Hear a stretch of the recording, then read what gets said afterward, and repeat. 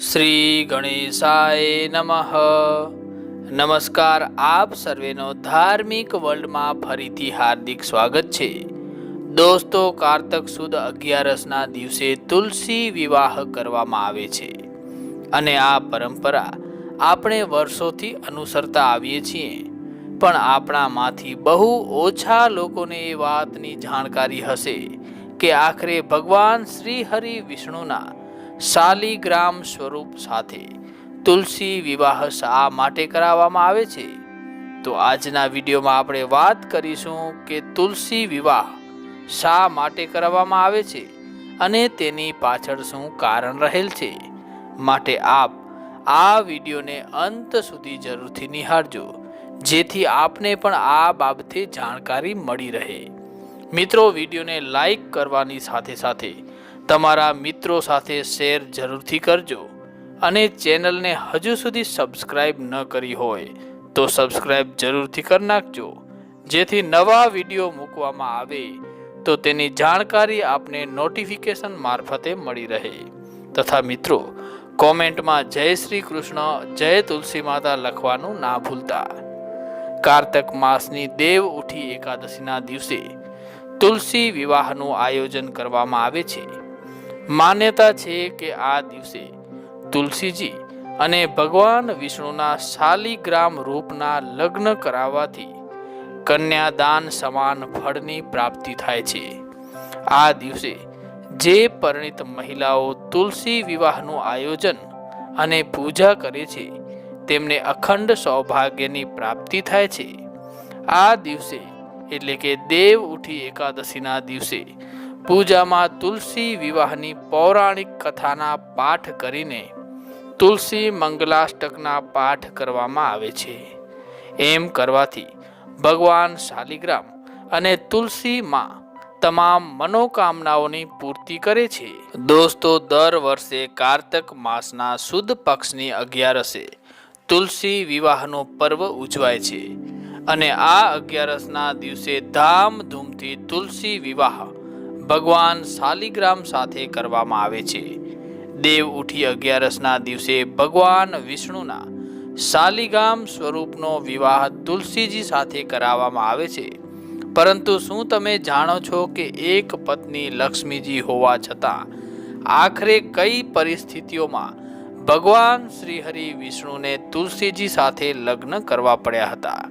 તો મિત્રો, તે માટે જાણીએ તુલસી વિવાહની પૌરાણિક કથા, જે આ મુજબ છે.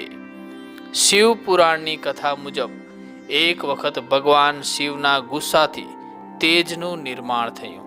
આ તેજના સમુદ્રમાં આવવાથી એક તેજસ્વી દૈત્ય બાળકે જન્મ લીધો, જે આગળ જતા દૈત્યરાજ જલંધર કહેવાયો અને તેની રાજધાની જાલંધર કહેવાઈ.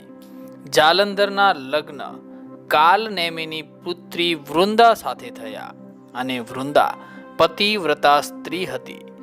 જલંધરે પોતાના પરાક્રમથી સ્વર્ગ જીતી લીધું, પણ એક દિવસ તે પોતાની શક્તિના અભિમાનમાં ધૃત થઈને માતા પાર્વતીને મેળવવાની લાલસામાં કૈલાસ પર્વત જઈ પહોંચ્યો.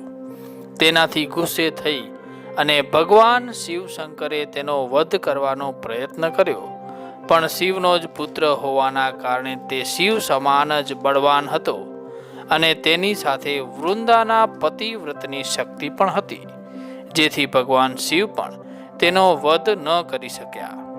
ત્યારે પાર્વતીજીએ સાર વૃત્તાંત વિષ્ણુજીને સંભળાવી. જ્યાં સુધી વૃંદાનું પતિવ્રત ભંગ નહીં થાય ત્યાં સુધી જલંધરનો અંત શક્ય નથી. ભગવાન વિષ્ણુ ઋષિનો વેશ ધારણ કરી અને વનમાં જઈ પહોંચ્યા, જ્યાં વૃંદા એકલી ભ્રમણ કરી રહી હતી. ઋષિને જોઈને વૃંદાએ મહાદેવ સાથે યુદ્ધ કરી રહેલા તેના પતિ જાલંધર વિશે પૂછ્યું. ત્યારે ઋષિરૂપી વિષ્ણુજીએ પોતાની માયાથી 2 વાનર પ્રગટ કર્યા. એક વાનરના હાથમાં જાલંધરનું માથું હતું અને બીજાના હાથમાં ધડ. પોતાના પતિની આવી દશા જોઈ અને વૃંદા મૂર્છિત થઈ ગઈ. હોશમાં આવ્યા પછી તેણીએ ઋષિને પોતાના પતિને જીવિત કરવાની વિનંતી કરી. ભગવાન વિષ્ણુએ પોતાની માયાથી પુનઃ જાલંધરનું માથું ધડ સાથે જોડી દીધું અને સાથે જ પોતે પણ તેના શરીરમાં પ્રવેશ કરી ગયા. વૃંદાને આ છળનો જરા પણ આભાસ ન થયો. જાલંધર બનેલા ભગવાન વિષ્ણુ સાથે વૃંદા પતિવ્રતાનું વર્તન કરવા લાગી, જેનાથી તેનું સતીત્વ ભંગ થઈ ગયું અને એમ થતાં જ વૃંદાનો પતિ જાલંધર યુદ્ધમાં હાર્યો અને તેનો અંત થયો. ભગવાન વિષ્ણુની લીલાની જાણ થતાં વૃંદાએ ભગવાન વિષ્ણુને હૃદયહીન શિલા થવાનો શ્રાપ આપી દીધો.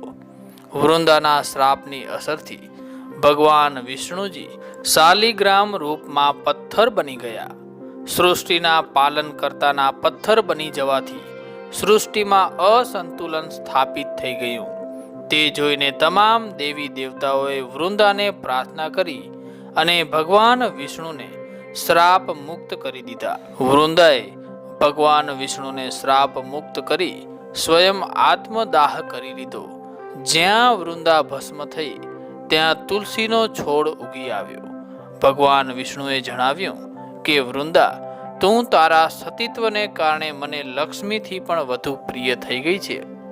તું તુલસીના રૂપમાં હંમેશા મારી સાથે રહીશ. ત્યારથી દર વર્ષે કારતક મહિનાની દેવ ઉઠી એકાદશીને તુલસી વિવાહ તરીકે ઉજવવામાં આવે છે. મિત્રો, તુલસી વિવાહ એ વિશ્વના સૌથી શ્રેષ્ઠતમ વિવાહ ગણવામાં આવે છે. હિન્દુ ધર્મ ગ્રંથોમાં દરેક તહેવાર, પર્વ, ઉત્સવ, પ્રસંગ પાછળ કથા દ્વારા માર્ગદર્શન આપવામાં આવ્યું છે. તુલસી વિવાહ કારતક સુદ 11ના દિવસે ઉજવવામાં આવે છે. 3 મહિના પહેલાથી જ તુલસીજીના છોડને નિયમિત રીતે સિંચવામાં આવે છે અને તેનું પૂજન કરવામાં આવે છે. અને પ્રબોધિની, ભીષ્મ પંચક અથવા જ્યોતિશાસ્ત્રોક્ત વિવાહ મુહૂર્તમાં મંગળ ગીતો અને મંત્રોચ્ચાર દ્વારા તોરણ, મંડપ વગેરેનું નિર્માણ કરો અને ત્યાર પછી 4 બ્રાહ્મણો દ્વારા ગણપતિ, માતૃકા પૂજન અને પુણ્યા વાચન કરવામાં આવે છે. ત્યારબાદ શ્રી લક્ષ્મી નારાયણ અને તુલસીજીના છોડ સાથે અથવા સોના ચાંદીની તુલસીને શુભ આસન પર પૂર્વ તરફ મોઢું રાખીને બેસાડવામાં આવે છે. ગોધૂલી એટલે કે સાંજના સમયમાં વર એટલે કે ભગવાનનું પૂજન કરાય છે. ત્યારબાદ મંત્રોચ્ચાર સાથે કન્યા એટલે કે તુલસીનું દાન કરાય છે. ત્યારબાદ કુશકંડી હવન અને અગ્નિ પરિક્રમા કરાવવામાં આવે છે અને ત્યાર પછી શક્તિ મુજબ બ્રાહ્મણ ભોજ કરાવવામાં આવે છે અને પછી પોતે ભોજન કરે છે અને છેલ્લે માંગલિક ગીતો સાથે વિવાહ કાર્યક્રમ સંપન્ન કરવામાં આવે છે.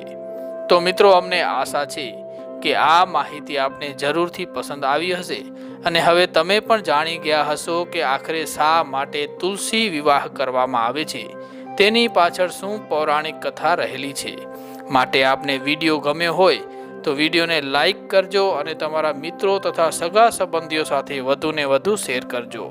અને તમે હજુ સુધી ચેનલને સબસ્ક્રાઈબ ન કરી હોય તો સબસ્ક્રાઈબ અવશ્ય કરી નાખજો, કારણ કે અમે તમારા માટે આવી જ જાણકારીવાળી માહિતી લઈને આવતા રહીએ છીએ.